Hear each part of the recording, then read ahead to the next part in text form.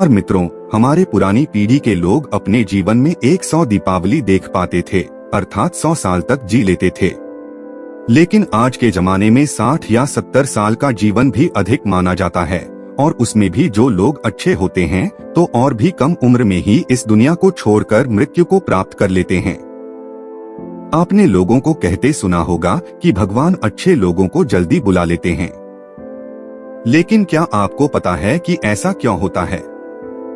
क्यों दूसरों का भला करने वाले और अच्छे लोग बुरे और दुष्ट लोगों की तुलना में जल्दी मृत्यु को प्राप्त करते हैं? आपने लोगों को यह भी कहते हुए सुना होगा कि इस भले इंसान को इतनी जल्दी मौत क्यों आ गई और वह दुष्ट पापी अभी तक मरता क्यों नहीं है। क्या सच में ऐसा होता है? क्या सच में इसका कोई कारण है? अनेक ग्रंथों में इसके बारे में बताया गया है। आज की इसमें हम इन्हीं आधारों के माध्यम से इस प्रश्न का उत्तर ढूंढने की कोशिश करेंगे। उससे पहले आप इस वीडियो को अपने दोस्तों को जरूर शेयर करें, क्योंकि ज्ञान और खुशियां बांटने से ही बढ़ती हैं। तो चलिए वीडियो शुरू करते हैं।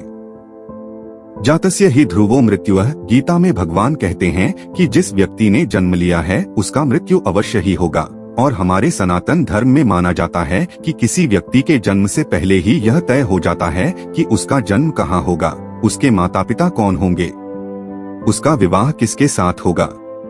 यहाँ तक कि ये भी तय होता है कि उसकी मृत्यु कहाँ और कब होगी। सभी धर्मों में मृत्यु को एक अटल सत्य माना गया है, और जिसने जन्म लिया है उसे एक ना एक दिन मरना ही पड़ता है। किसी का जीवन या मृत्यु भगवान के हाथों में होता है। आपने सुना होगा कि जितनी चाबी भरी राम ने उतना चले खिलौना। हम वो खिलौना हैं जिसकी चाबी भगवान के हाथों में होती है, और सभी चीज उनकी इच्छा से ही होती है। हिंदू धर्म में मान्यता है कि भगवान हर अच्छे मनुष्य को किसी न किसी उद्देश्य के साथ ही इस मृत्युलोक में भेजते हैं। जब वो उद्देश्य जल्दी पूरे हो जाते हैं तब भगवान उन्हें वापस बुला लेते हैं। अर्थात अच्छे लोगों की मृत्यु भी उनके अच्छे कर्मों पर ही निर्भर करती है। कलयुग के लक्षण में भी बताया गया है कि इस युग में पापी अधिक वर्ष तक जिएंगे और पुण्यात्मा जल्दी इस लोक को त्याग कर देंगे। इसके अलावा आपको ये भी बता दूं कि जो लोग ये कहते हैं कि मरने के बाद इंसान खाली हाथ जाता है, उन्हें यह जान लेना चाहिए कि 3 चीजें ऐसी हैं जो मरने के बाद भी उसके साथ जाती हैं। एक है संचित कर्म, दूसरा है स्मृति और तीसरी है जागृति। इसीलिए आप अब किसी से ये मत कहना कि आप खाली हाथ आए थे और खाली हाथ जाएंगे। हमें कई बार लगता है कि कुछ भले लोग या हमारे परिजन थे जो भले थे, कभी किसी का बुरा नहीं किया था, कभी किसी को सताया नहीं था, फिर भी भगवान ने उनको अपने पास इतनी जल्दी क्यों बुला लिया। उन्हें तो अच्छे कामों के बदले में ज्यादा जीना चाहिए था, तो भगवान ने ऐसा क्यों किया? तो आइए इस बात को समझते हैं।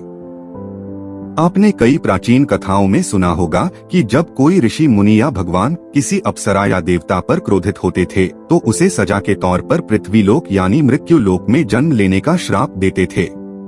ये मृत्यु लोक दूसरे लोगों की तुलना में ऐसी भयानक और दुखदायक जगह है जहाँ सजा के तौर पर देवताओं और अप्सराओं को भेजा जाता था, और सजा मिलने पर वो देवता और अप्सरा गिड़गिड़ाते थे कि हे प्रभु, हमसे गलती हो गई, हमें माफ करें और हमारी सजा कम करें।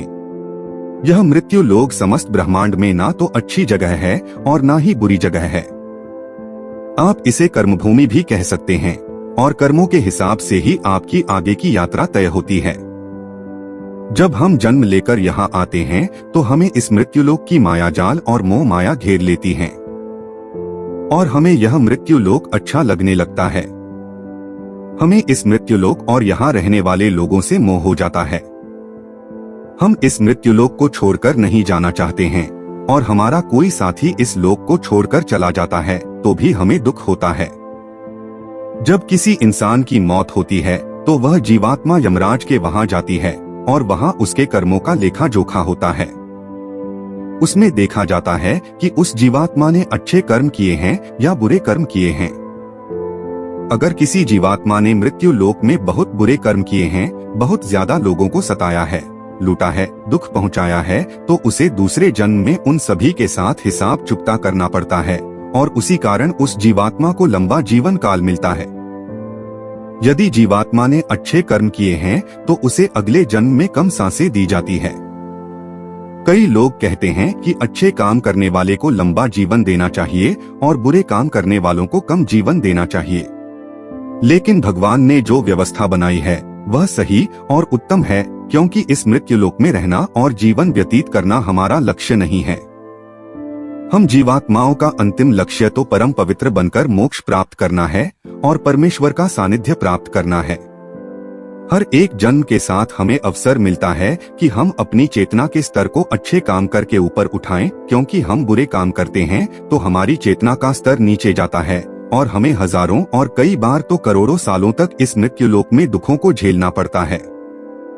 कहा जाता है कि एक जीवात्मा को 84 लाख बार इस संसार सागर के चक्कर काटने पड़ते हैं, तब जाकर उसे मोक्ष मिलता है। लेकिन जो जीवात्मा अच्छे हैं, भले काम करते हैं, वह जीवात्मा जल्द से जल्द शुद्धता प्राप्त कर लें और कुछ ही जन्मों में के बाद मोक्ष प्राप्त कर लेते हैं।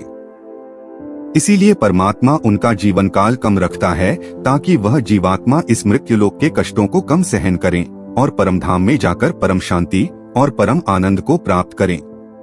और जिस जीवात्मा ने मृत्यु लोक में बुरे काम किए हैं, उसे इस मृत्युलोक की यातनाओं को ज्यादा देर तक सहन करना पड़ता है और कई हजारों लाखों जन्म के बाद ही उसकी आत्मा पवित्र होती है, तब जाकर उसे परमधाम की प्राप्ति होती है। दूसरी बात यह है कि हमारा इस मृत्युलोक में जन्म किसी न किसी उद्देश्य से होता है, और जब वह उद्देश्य पूरा हो जाता है तो भगवान हमें वापस बुला लेते हैं। ऐसा नहीं है कि सभी लंबा जीवन जीने वाले लोगों ने पूर्व जन्म में बुरे काम ही किए हो, लेकिन वह अभी जीवित है, तो इसका मतलब यह है कि उनके जीवन का उद्देश्य अभी तक पूरा नहीं हुआ है। मित्रों, आप समझ गए होंगे कि अच्छे लोगों की मृत्यु जल्दी क्यों हो जाती है। तो हमारे जो भी प्रियजन थे और जिनकी मृत्यु जल्दी ही हो गई हो, वो एक पवित्र आत्मा थे, और जितने दिनों तक हमें उनका सानिध्य प्राप्त हुआ वह हमारा सौभाग्य था। उनकी मृत्यु के बाद हमें प्रार्थना करनी चाहिए कि उनकी आत्मा जल्द से जल्द परमधाम को प्राप्त करें और परम शांति और परम आनंद को प्राप्त करे। यह जन्म मृत्यु का रहस्य कुछ ज्यादा ही गहरा होता है, जिसे देवता लोग भी नहीं समझ पाते हैं। इसीलिए मित्रों, आज से अपने जीवन को सार्थक बनाने के लिए अपने गलत आदतों को छोड़कर अच्छे आदत अपनाएं, धर्म और तपस्या में मन लगाएं, क्योंकि ईश्वर सर्वशक्तिमान है और वही हमारा बेड़ा पार कर सकता है। तो मित्रों, आज की यह वीडियो आपको पसंद आई है तो वीडियो को शेयर जरूर करें, क्योंकि हमारा मकसद भी हमारे धर्म का प्रचार करना ही है। इसलिए 5 लोगों तक यह वीडियो जरूर पहुंचाएं। मिलते हैं अगले वीडियो में, तब तक के लिए नमस्कार।